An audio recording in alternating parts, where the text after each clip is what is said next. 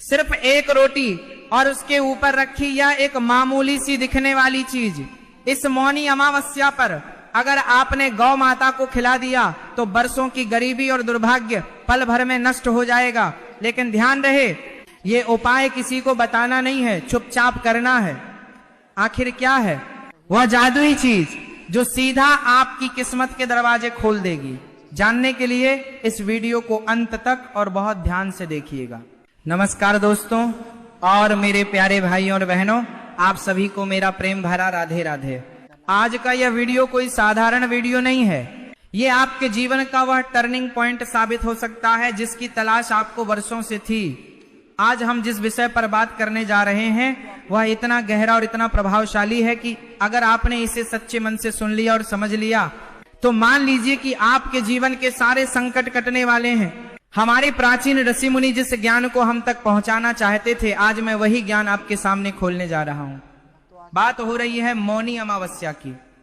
साल भर में 12 अमावस्या आती हैं, लेकिन माघ मास की मौनी अमावस्या का जो महत्व है वह बाकी सभी अमावस्याओं से बिल्कुल अलग और कई गुना ज्यादा है।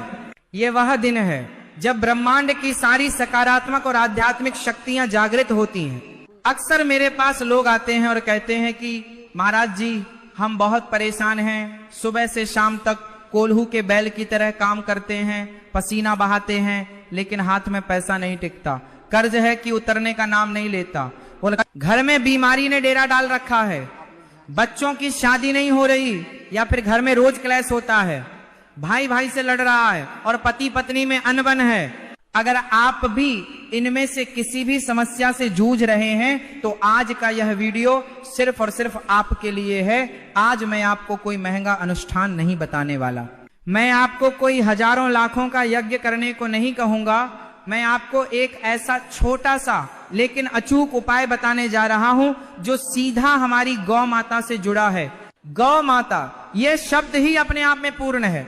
गाय सिर्फ एक पशु नहीं है, गाय एक चलता फिरता मंदिर है। हम मंदिरों में जाकर पत्थरों की मूर्तियों पर दूध चढ़ाते हैं, भोग लगाते हैं, लेकिन हमारे घर के बाहर जो साक्षात प्राणवान देवता खड़ा है उसे हम डंडा मारकर भगा देते हैं। यही हमारे दुर्भाग्य का सबसे बड़ा कारण है। शास्त्रों में लिखा है कि गाय के शरीर में 33 कोटि देवी देवता निवास करते हैं। आप सोचिए जरा, जब आप एक गाय को रोटी खिलाते हैं तो वह रोटी सिर्फ गाय को नहीं जाती, बल्कि वह 33 कोटि देवी देवताओं के मुख में जाती है। भगवान कृष्ण ने खुद नंगे पैर गायों को चराया है। जो गोविंद सारे संसार के मालिक हैं वो भी गौ माता की सेवा करते थे। तो हम और आप किस खेत की मूली हैं? मौनी अमावस्या का यह पावन पर्व आ रहा है। मौनी शब्द बना है मुनि से, और मुनि का अर्थ होता है जो मौन रहता है। मौन यानी चुप रहना। हमारी वाणी में बहुत ऊर्जा होती है, हम दिन भर बोल बोल कर अपनी आधी शक्ति बेकार कर देते हैं, लेकिन मौनी अमावस्या के दिन हमें अपनी वाणी को विराम देना होता है। मौन रहने से हमारा मन एकाग्र होता है, और जब एकाग्र मन से कोई संकल्प लिया जाता है या कोई उपाय किया जाता है तो वह सीधे ईश्वर तक पहुंचता है। इसीलिए आज जो उपाय मैं आपको बताऊंगा उसकी सबसे पहली और सबसे जरूरी शर्त यही है कि आपको ये उपाय बिल्कुल चुपचाप करना है, किसी को कानों कान खबर नहीं होनी चाहिए। अब आप ध्यान से सुनिए कि आपको करना क्या है। इस वीडियो को कहीं भी छोड़कर मत जाइएगा, क्योंकि आधी अधूरी जानकारी खतरनाक होती है। उपाय को पूरा विधि विधान से समझेंगे तभी लाभ मिलेगा।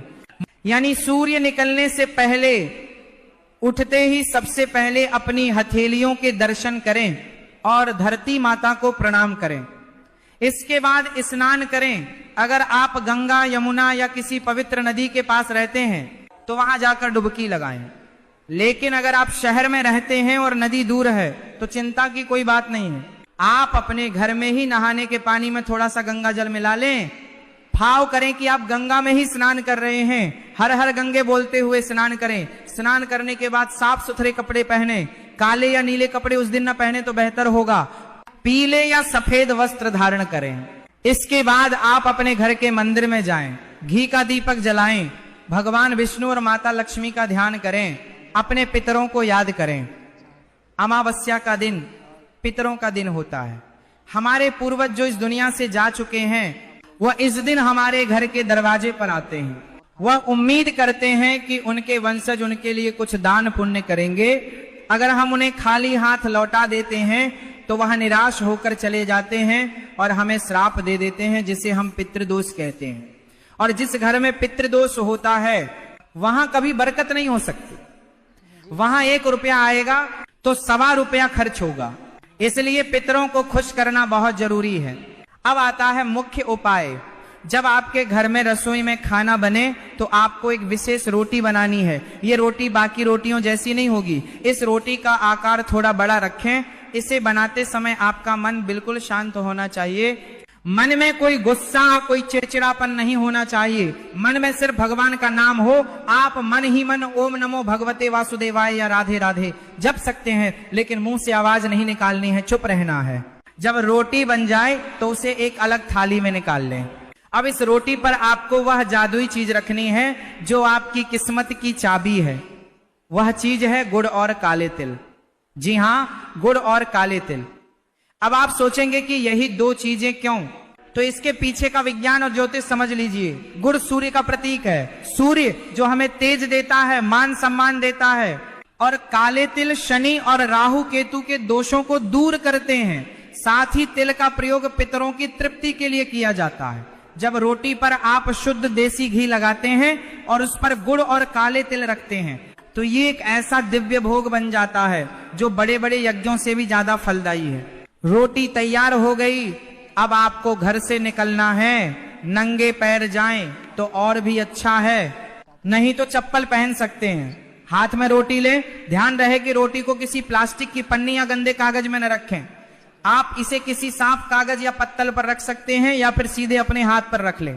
अब आपको तलाश करनी है एक गौ माता की। वैसे तो हर गाय पूजनीय है, हर गाय में देवता बसते हैं, लेकिन अगर आपको कोई काली गाय मिल जाए तो समझ लीजिए कि आपकी लॉटरी लग गई। काली गाय को कपिला गाय भी कहा जाता है और उसमें शनि देव का विशेष वास माना जाता है। अमावस्या और शनिवार के संयोग में या फिर अमावस्या के दिन काली गाय की सेवा करने से 7.5 और ढैया का प्रकोप तुरंत शांत हो जाता है। लेकिन अगर काली गाय न मिले तो परेशान न हो। जो भी गाय मिले, चाहे वह सफेद हो, लाल हो या चितकबरी हो, उसी के पास जाएं। बस ध्यान रखें कि वह जर्सी गाय ना हो, देसी गाय होनी चाहिए जिसकी पीठ पर कुबड़ बना होता है, क्योंकि उसी कुबड़ में सूर्य केतु नाड़ी होती है जो सूर्य की किरणों को सोखकर उसे सोने यानी स्वर्ण में बदल देती है। इसीलिए देसी गाय का दूध और घी अमृत समान होता है।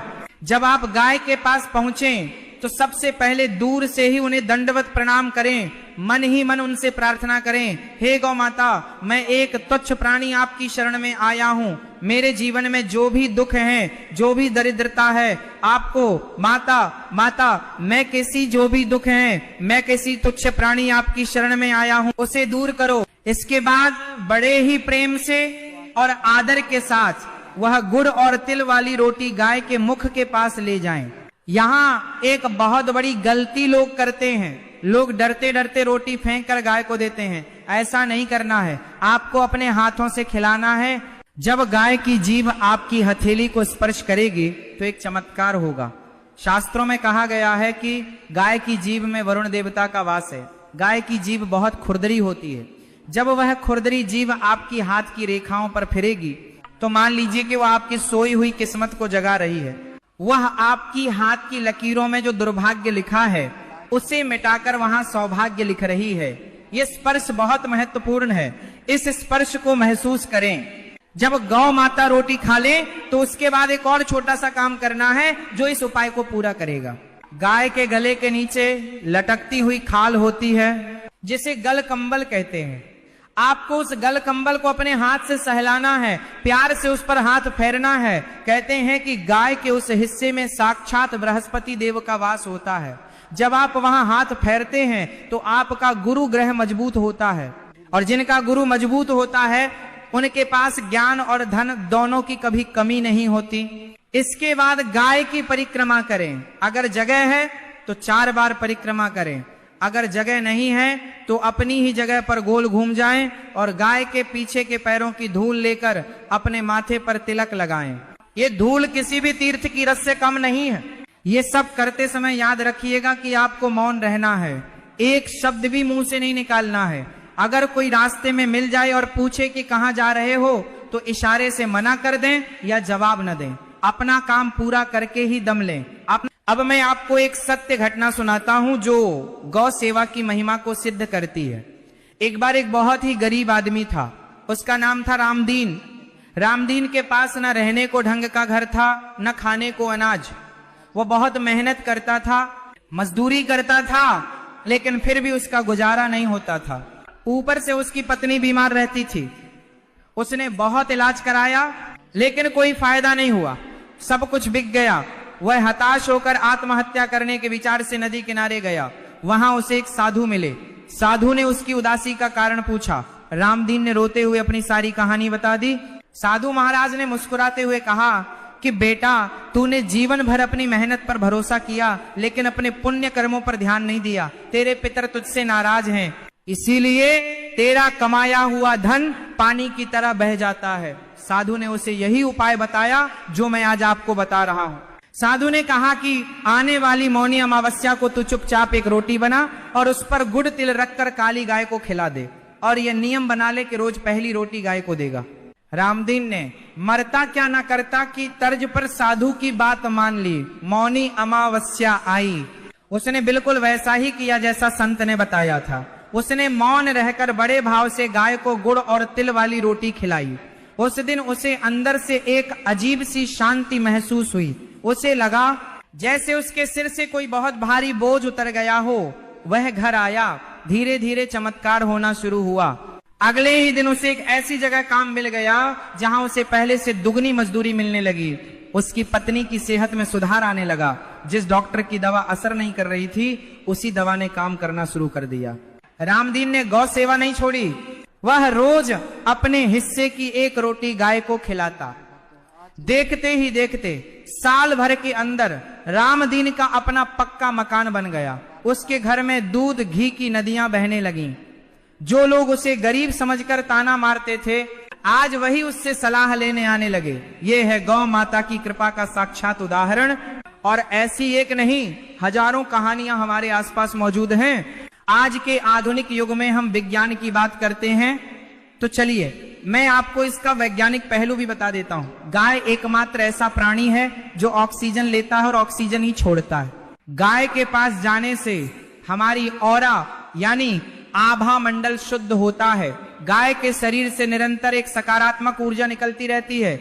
जब हम तनाव में होते हैं या डिप्रेशन में होते हैं और गाय के पास जाकर बैठते हैं या उसे सहलाते हैं तो हमारा ब्लड प्रेशर नॉर्मल हो जाता है, हमारा तनाव कम हो जाता है।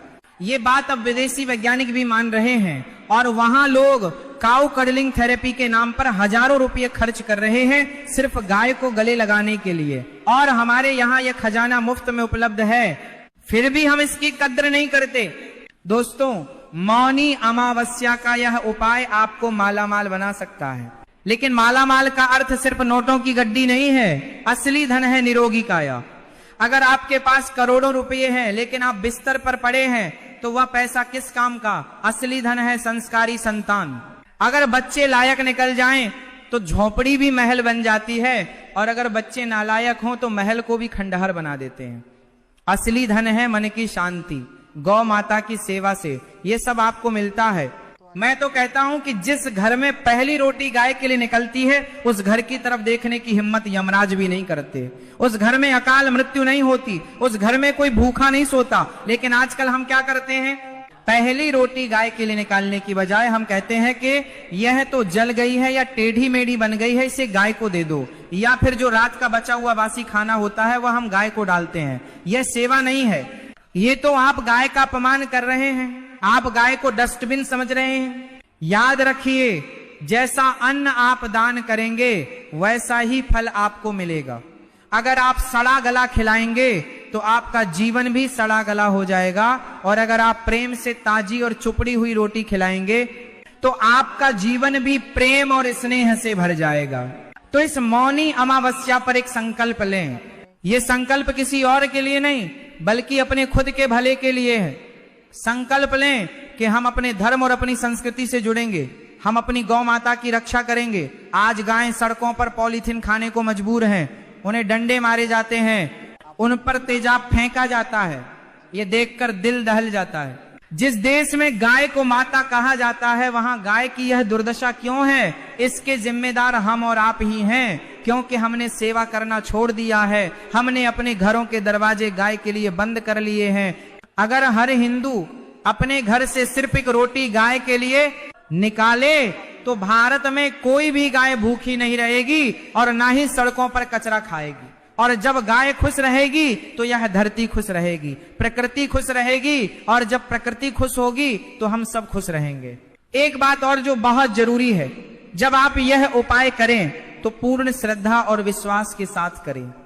मन में यह शंका न लाएं कि पता नहीं इससे कुछ होगा या नहीं, क्योंकि तुलसीदास जी ने कहा है कि जाकी रही भावना जैसी, प्रभु मूरत देखी तिन तैसी। अगर आप पत्थर में भगवान मानोगे तो वह भगवान है, और अगर भगवान को भी पत्थर मानोगे तो वह पत्थर है। उपाय वही काम करता है जिसके साथ विश्वास जुड़ा हो। अगर आप अनमने मन से फॉर्मेलिटी पूरी करने के लिए रोटी खिलाएंगे तो उसका कोई विशेष लाभ नहीं होगा। इसलिए भाव का होना बहुत जरूरी है। मौनी अमावस्या के दिन दान का भी बहुत महत्व है। गाय को खिलाने के बाद अगर आपकी सामर्थ्य हो तो किसी गरीब को या किसी ब्राह्मण को अन्न का दान करें, तिल के लड्डू दान करें, गर्म कपड़ों का दान करें, क्योंकि नर सेवा ही नारायण सेवा है। लेकिन शुरुआत गौ माता से ही करनी है। मेरी माताओं और बहनों से विशेष निवेदन है कि आप घर की अन्नपूर्णा हैं। आपके हाथ में पूरे परिवार की सेहत और किस्मत है। जब आप रसोई में जाएं तो गुस्से में खाना न बनाएं, भजन गाते हुए या भगवान का नाम लेते हुए खाना बनाएं, और वह पहली रोटी वाला नियम जरूर अपनाएं। आप देखेंगे कि कैसे आपके घर का माहौल बदलने लगेगा, कैसे आपके पति का गुस्सा शांत होने लगेगा, कैसे आपके बच्चों का मन पढ़ाई में लगने लगेगा। ये छोटे छोटे बदलाव ही जीवन को स्वर्ग बनाते हैं। तो चलिए एक बार फिर से दोहरा लेते हैं कि आपको क्या करना है ताकि कोई गलती ना हो। मौनी अमावस्या के दिन सुबह जल्दी उठना है और स्नान करना है। पूजा पाठ करके मन में मौन व्रत धारण करना है, बोलना नहीं है। रसोई में जाकर पहली रोटी सामान्य से थोड़ी बड़ी बनानी है। रोटी पर घी, गुड़ और काले तिल रखने हैं। नंगे पैर या चप्पल पहनकर चुपचाप गाय के पास जाना है। गाय को प्रणाम करके रोटी खिलानी है और जीभ का स्पर्श कराना है। गाय के गलकंबल को सहलाना है और परिक्रमा करनी है। चुपचाप घर वापस आ जाना है। इतना सरल सा उपाय है। इसमें न तो आपका कोई पैसा खर्च हो रहा है और ना ही बहुत ज्यादा समय लग रहा है। बस 15 से 20 मिनट का समय आपको निकालना है। क्या आप अपने सुनहरे भविष्य के लिए इतना समय नहीं निकाल सकते? मुझे पूरा विश्वास है कि आप जरूर करेंगे। और हाँ, इस वीडियो को देखकर सिर्फ अपने तक मत रखिएगा, इसे अपने दोस्तों, रिश्तेदारों और व्हाट्सएप ग्रुप्स में शेयर जरूर कीजिएगा। हो सकता है कोई व्यक्ति बहुत मुसीबत में हो और उसे कोई रास्ता न सूझ रहा हो। आपका एक शेयर उस तक यह जानकारी पहुंचा सकता है और उसका भला हो सकता है। और जब किसी का भला होता है तो उसकी दुआ का एक हिस्सा आपको भी मिलता है। पुण्य बांटने से बढ़ता है। मेरा मकसद यही है कि जीवन को सरल बनाओ, आडंबरों में मत फंसो। छोटे छोटे उपायों से बड़े बड़े काम बन जाते हैं। बस जरूरत है तो सही दिशा और सही नीयत की। गौ माता हमारी रक्षक है, वह हमारी माँ है, और माँ कभी अपने बच्चों का बुरा नहीं करती। एक बार उनकी गोद में सिर रखकर तो देखो, वह तुम्हारी सारी चिंताओं को हर लेंगे। मैं ईश्वर से प्रार्थना करता हूं कि इस मौनी अमावस्या पर आपके जीवन का हर अंधेरा दूर हो जाए, आपके घर में सुख, समृद्धि और खुशहाली का प्रकाश फैले, आपकी तिजोरियां धन से भर जाएं और मन भक्ति से भर जाए। गौ माता का आशीर्वाद आप पर और आपके पूरे परिवार पर हमेशा बना रहे। अगर आपको यह वीडियो और यह जानकारी अच्छी लगी हो तो कमेंट बॉक्स में जय गौ माता लिखना ना भूलें। और अगर आपके मन में कोई सवाल है तो वह भी आप पूछ सकते हैं। हम कोशिश करेंगे कि आपके सवालों का जवाब दे सकें। हमारे चैनल के साथ जुड़े रहें, क्योंकि हमारा उद्देश्य ही यही है कि हम आपको धर्म और अध्यात्म से जुड़ी ऐसी बातें बताएं जो आपके जीवन को बेहतर बना सकें। राधे राधे।